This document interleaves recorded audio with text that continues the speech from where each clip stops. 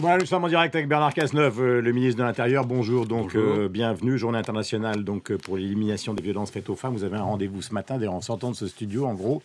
Quelles décisions vont être prises ? Ce que nous voulons, c'est faire en sorte que les femmes qui sont victimes de violences conjugales, elles sont nombreuses. Il y a 400 000 femmes au cours des 2 dernières années qui ont été victimes de ces violences et 121 femmes qui ont trouvé la mort. Agressés, frappés sauvagement par leur conjoint. L'objectif, c'est de faire en sorte qu'il y ait un maximum de dépôts de plainte pour que la police, la gendarmerie, la justice puissent élucider les faits. Mais les plateformes qui sont consacrées à ce type de problème ne fonctionnent pas ? Ces plateformes fonctionnent. Nous avons d'ailleurs mis en place un dispositif pendant l'été qui consiste à doter des femmes de téléphones avec un système d'alarme qui permet immédiatement de prévenir les forces de l'ordre de manière à ce que celles-ci puissent intervenir. Mais ce que nous voulons désormais, c'est qu'il y ait systématiquement une suite judiciaire de données, qu'il y ait systématiquement une prise en compte par des travailleurs sociaux de la situation de ces femmes en détresse. Et seulement 20% des femmes portent plainte parce qu'il y a un phénomène de honte, une peur des représailles, une crainte que la violence engendre la violence. Et par conséquent, mon objectif dans le cadre de ce plan interministériel de lutte contre les violences faites aux femmes, dont le ministère de l'Intérieur n'est qu'un acteur parmi d'autres, c'est de faire en sorte qu'il y ait systématiquement des plaintes, qu'il y ait systématiquement des poursuites, qu'il y ait systématiquement une prise en compte par les travailleurs sociaux de la situation de détresse de ces femmes. Le vote à l'Assemblée définitive de la réforme territoriale, Nicolas Sarkozy a dit de toute façon, si un jour j'arrive au pouvoir ou si la droite arrive au pouvoir, on balance tout ça. Oui, il passe son temps d'ailleurs à abroger toutes les lois. Parfois, même quand il se propose de ne pas les abroger et que la foule lui demande de le faire, il cède à la foule en lui donnant satisfaction. Ouais. Ce que nous avons fait, c'est des réformes que la précédente majorité n'a pas osé et n'a pas su faire. La démarche dans laquelle nous sommes engagés est très volontariste. Il s'agit d'abord de doter le pays de grandes métropoles. La loi a été votée au mois de janvier dernier. D'accord, avec contestation. Mais il n'y a jamais de réforme sans contestation. C'est quand un gouvernement s'engage dans une réforme de grande ampleur, il y a toujours des contestations. Rappelez-vous des débats passionnés qui ont eu lieu en 1981, lorsque François Mitterrand et Gaston Defferre ont engagé la France dans la décentralisation. Et lorsque je relis les débats qui ont présidé à la création des départements après la Révolution française, c'était des débats qui ressemblaient point par point à ce que nous vivons aujourd'hui. Ce que nous voulons faire, c'est des grandes métropoles, des grandes régions, une administration territoriale de l'État qui monte en puissance, et nous avons décidé non seulement d'en parler, mais de faire. La loi a été votée déjà à l'Assemblée nationale en première lecture, au Sénat. C'est un vote très important cet après-midi, et je forme le vœu, bien entendu, que ce texte soit voté largement.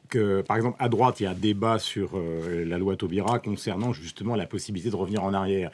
Est-ce que vous avez des garanties, je parle de votre point de vue, puisque la droite n'en veut pas de la réforme territoriale, est-ce que vous avez des garanties qui permettent de dire ce matin, de toute façon, après le vote de cet après-midi, on ne pourra jamais revenir en arrière ?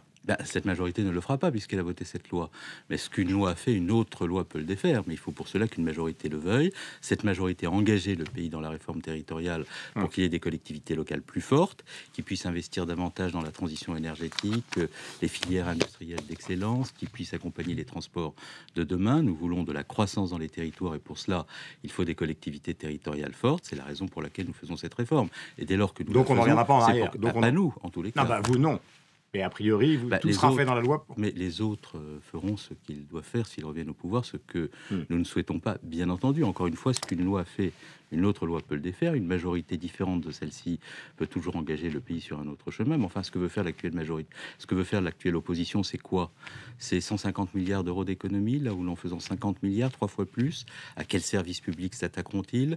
Quelles collectivités locales mettront-ils en danger? Nous voulons des économies parce que nous sommes responsables, et en même temps, nous voulons des collectivités territoriales qui s'organisent pour porter de grands projets dans les territoires. J'ai beaucoup de questions, évidemment, là où on a évoqué un peu la politique, on va y revenir dans un instant, mais les Français sont quand même très inquiets par ce qui se passe à l'étranger, notamment en matière de terrorisme. Il y a encore une enquête ce matin dans le Figaro concernant le dénommé Maxime Ochard. Est-ce que vous savez d'abord s'il y a effectivement ou pas un deuxième Français qui a été identifié sur la fameuse vidéo tragique ?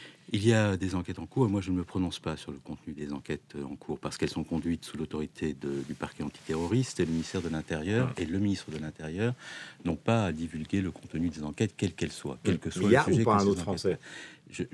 Encore une fois, il y a de fortes présomptions concernant un Français dont le procureur de la République a donné le nom, Michael Dos Santos. Nous connaissons d'ailleurs ce ressortissant parce qu'il a commis de nombreuses exactions sur le théâtre des opérations terroristes, à la fois en Syrie et dans des groupes terroristes très, très cruels.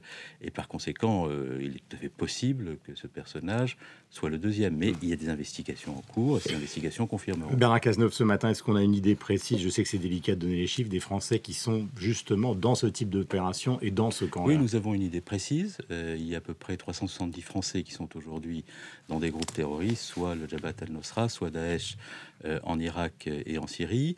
Et le nombre de ceux qui sont concernés par ces entreprises terroristes sont à peu près d'1 millier, parce qu'il y en a 200 qui sont déjà rentrés à poids après avoir été engagés, embrigadés dans ces groupes.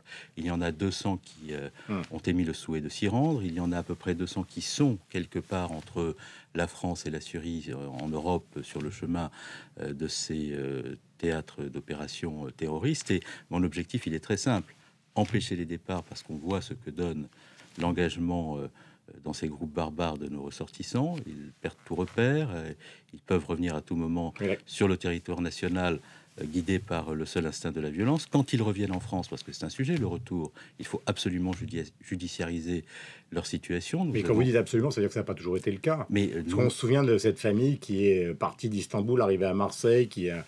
Non, nous judiciarisons la situation de tous ceux dont nous sommes convaincus, parce qu'il y a des preuves, qu'ils ont été engagés dans des groupes terroristes. Nous le faisons systématiquement. Aujourd'hui, il y a près de 461 personnes qui sont concernées par des procédures judiciaires. Nous avons procédé à l'interpellation de 138 personnes. Nous avons mis et incarcéré près d'une centaine de personnes. Mais quand l'opposition vous dit ne les laissons plus rentrer, c'est-à-dire laissons-les à l'étranger définitivement. Mais nous avons mis dans la loi... Barrons-leur les frontières. Non, mais soyons là aussi tout à fait responsables et conformes au droit. Ceux qui ont la double nationalité peuvent être empêchés de revenir, ou ceux qui sont étrangers peuvent être empêchés de revenir. Mais nous ne pouvons pas fabriquer des apatrides, nous ne pouvons pas interdire le retour sur le territoire national de ressortissants français. Aucun pays d'ailleurs ne peut le faire, même les Britanniques qui avaient songé à prendre une mesure qui permettait de retarder le retour voient bien qu'il y a une contradiction entre cette mesure et le droit international. Donc il faut éviter, sur le sujet du terrorisme, de tenir des propos qui soit sont outranciers, soit correspondent à des mesures dont on sait qu'on ne peut pas les mettre en œuvre parce qu'elles ne correspondent pas à ce que sont les règles du droit international. Une petite phrase, vous savez que les relations entre vous et les écologistes ont été extrêmement compliquées, parce que vous avez dit à propos de François de Rugy qu'il a la haine à la commissure des lèvres, et Cécile Duflot vous a demandé de lui présenter des excuses. Est-ce que ce serait le cas ce matin? Ah non. Non, parce que moi, je n'ai eu qu'une déclaration, c'est celle-ci. Vous n'en trouverez pas d'autres. Pourquoi est-ce que j'ai eu cette déclaration? Parce que j'ai une succession de propos de François de Rugy qui tangente l'insulte et souvent la contre-vérité. Donc je l'avais en face de moi dans l'hémicycle. J'ai eu l'occasion de lui dire ce que j'en pensais. Mais c'est derrière moi. J'ai dit ce que j'avais à dire. Je le dis franchement, parce que moi, je ne me répands pas dans les couloirs ou dans les studios de télévision quand ceux auxquels j'ai quelque chose à dire ne sont pas là.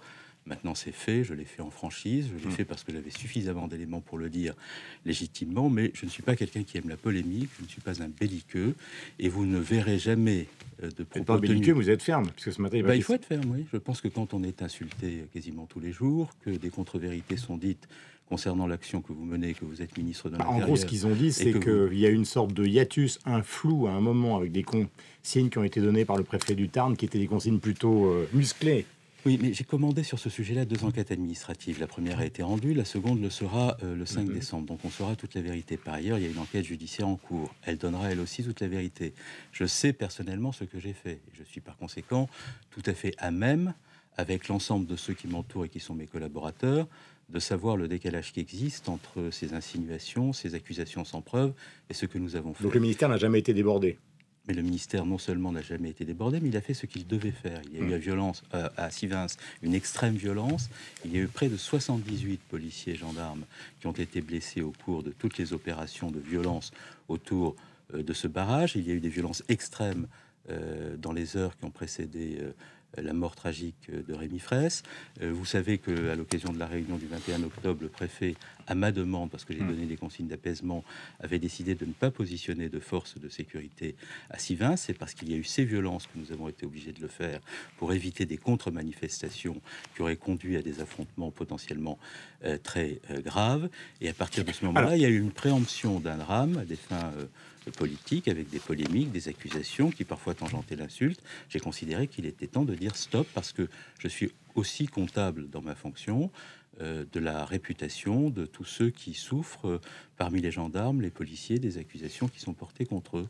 Parce que ces hommes et ces femmes sont des fonctionnaires qui ont l'esprit de service public, qui sont des républicains et qui chaque jour risquent leur vie pour assurer la sécurité des Français. Question de sécurité encore. Alors celle-là, elle est liée à la vie privée du chef de l'État, mais est-ce qu'il est protégé correctement, étant donné la nature des photos qui sortent dans les journaux? Je ne parle pas de la vie privée, je parle de la protection du chef de l'État. La réponse est oui.